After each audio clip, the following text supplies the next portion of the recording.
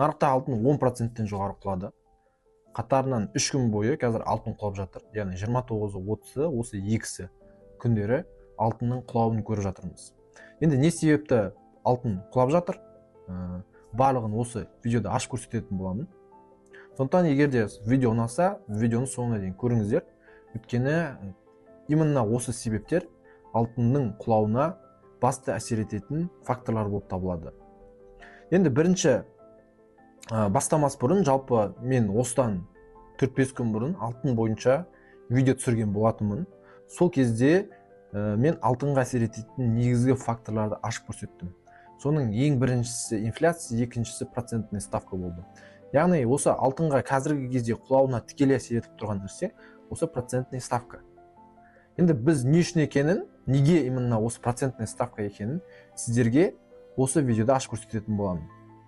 Енді қараңыздар, кейінгі кезде өте көп новость шығып жатыр, яғни жаңалықтар шығып жатыр. Жаңалықтар не мақсатта?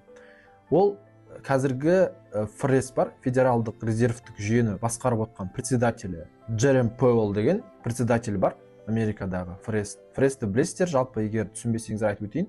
ФРС дегеніміз осы процентный ставканы жоғары көтеріп отыру арқылы инфляцияны басқарып отыратын орган. Қазіргі біздегі ұлттық банк сияқты оларда федералдық резервтік жүйе, ол мемлекеттен бөлек жұмыс жасайтын орган болып табылады. Сондықтан бұл органның негізгі мақсаты инфляцияны азайту. Енді осы председатель Джерем Пауэлл жақында ол өз орнын босатады. Соның орнына жаңа председатель келу керек. Ол председательді әлі тағайындалмады, бірақ жақын арада осыдан 2-3 күн бұрын оның орнына Трамп өзінің бір танысын, советникін ұсынам деп шешкен. Ол Кевин Уорш деген адам. Ол қандай адам дейтін болсаңыздар, ол осының алдында, осы Джерем Пауэллдің алдында болған Бенем Бернанке деген председатель болған. Соның советінде жұмыс жасаған адам екен, Кевин Уорш деген. Сол ақпаратты естігеннен бастап, оны нарық бірден реагировать етті. Соның әсерінен қазір 2-3 күн бойы құлап келе жатыр. Енді неге үшін құлап жатыр? Неге бұл адам үшін нарық неге құлайды деген сұрақ туындауы мүмкін? Әрине, өйткені бұның алдында болған председатель кезінде олардың көбісі осы процентный ставканы жоғарылатумен айналысқан.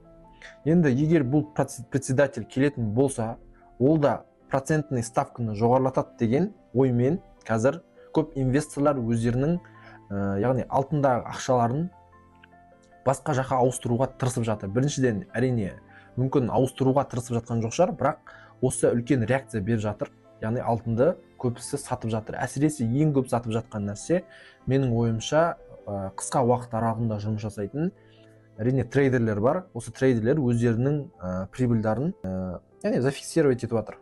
Осыншама ақша тапты, енді оны шешіп алу керек. Сол үшін алтын сатып бастайды, қолында тұрған алтындарын сатып жатыр. Өйткені не үшін? Ең басты нәрсе рыноктағы, ол белгісіздік. Неопределенность деп атайды ғой. Осы неопределенность болған кезде ары қарай не істеу керек? Алтынға ақша салу керек па, әлде салмау керек па деген екі түрлі жағдай болған кезде үнемі қысқа уақыт аралығында жұмыс жасайтын трейдерлер, инвесторлар, олардың барлығы өз ақшаларын шығарып алуға тырысады. Соның әсерінен қазір рынокта алтын құлап жатыр. Енді жаңағы Кевин Уоршқа келек қайтып, бұл Кевин Уорш дегеніміз, яғни бұл келсе процентный ставканы жоғарылатады деген ой қалыптасып жатыр көп инвесторларда. Бұл не деген сөз? Егер процентный ставканы жоғарылататын болса, онда жоғарғы процентте беретін облигациялар шығады. Бұны түсініп отырсыздар, біздің Қазақстанға айналып келетін болсақ, салыстырмалы түрде. Бізде қазір 18%-тік, қазір базалық процентный ставкамыз бізде 18%. Бізде қазір Қазақстанда 20%-тік, 18%-тік, 20%-тен жоғары осы облигациялар шығарылып жатыр. Яғни облигация деген ол не? Ол сіздерге купон кәдімгі процент төлеп отырады жыл сайын, немесе 6 ай сайын, немесе 3 ай сайын сіздерге кәдімгідей өздерінің проценттерін төлеп отырады, депозит сияқты. Но алтын басқа құрал, алтын білесіздер, ешқандай процент төлемейді, тек қана осы алтын өскен кезде ғана пайда табасыздар. Облигацияда екі түрлі жолмен пайда табады. Яғни облигация өссе пайда табады, сосын төлейтін проценті бар.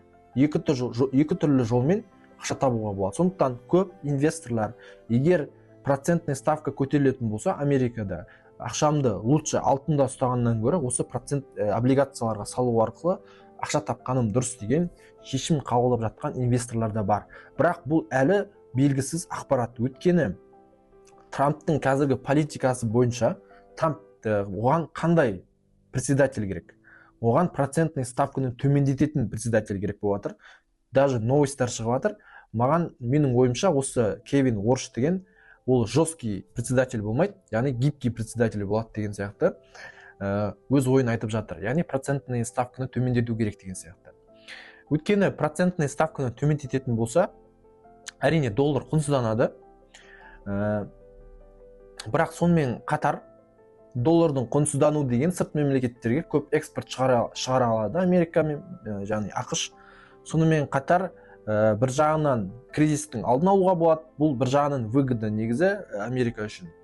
Бір жағынан әрине доллардың құнсыздануы оған деген сенімсіздікті, бүкіл әлем бойынша сенімсіздікті азайтады. Сондықтан көптеген банктар, жалпы орталық банктар қайтып алтынға инвестиция салуды қайтып бастап кетеді.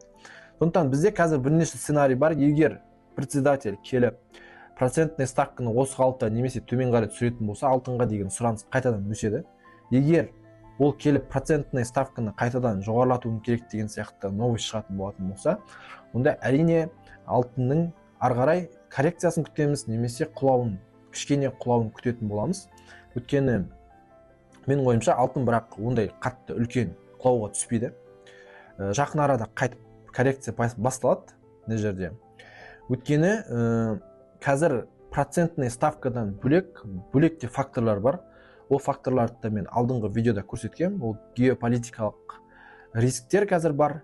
Өйткені шиеленістер жылдан жылға көбейіп жатыр. Одан бөлек инфляция қайтып өршіп кетуі мүмкін. Өйткені процентный ставканы түсірген кезде инфляция өршігеді.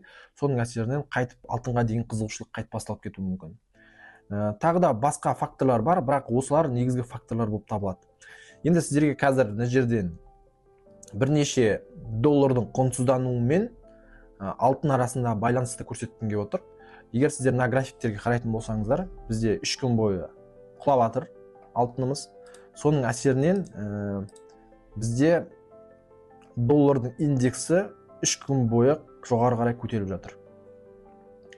Яғни екеуінің арасында корреляция бар, өте үлкен жоғарғы корреляция бар. Яғни доллар құнсызданса, алтынға деген спрос көбейеді.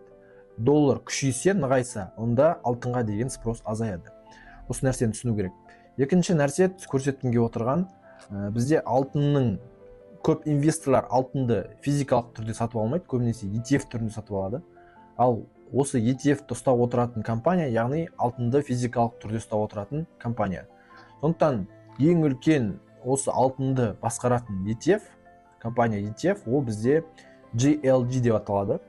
Осы GLD-ді егер біз қаншалықты бұдан инвесторлар сатып атқан немесе сатып алып жатқан бақылау үшін біз олардың параметріне үгілсек болады. Мен сіздерге қазір көрсетіп отырмын. 5 күндіктің қарайтын болсақ, әрине 29 күні 585 миллион бұл ETF-тен сатылған екен. Яғни ақша шығарылған. 585 миллион доллар. Бірақ 30 күні 100 миллион доллар, яғни 99,4 миллион доллар болған сатып алған. Оның алдында сатып алулар болған, соңғы 5 күндікін қарап отыр. Қазір 419 миллионға сатып алған. Енді бүгінгі күндікі әлі шыққан жоқ. Қаншалықты сатып жатқанын біз көруіміз керек. Соған байланысты уже шешім қабылдау керек. Өйткені именно үлкен институционалды дейді ғой, институционалды инвестиционный банктар, олар барлығы алтынды осы ETF түрінде сатып алады. Сондықтан олардың іс-әрекеттеріне қарап, біз қалай алтынды сатып алу керек пе, немесе сатып алмау керек пе, соны бақылап отыруымыз қажет. Соған байланысты шешім қабылдану керек.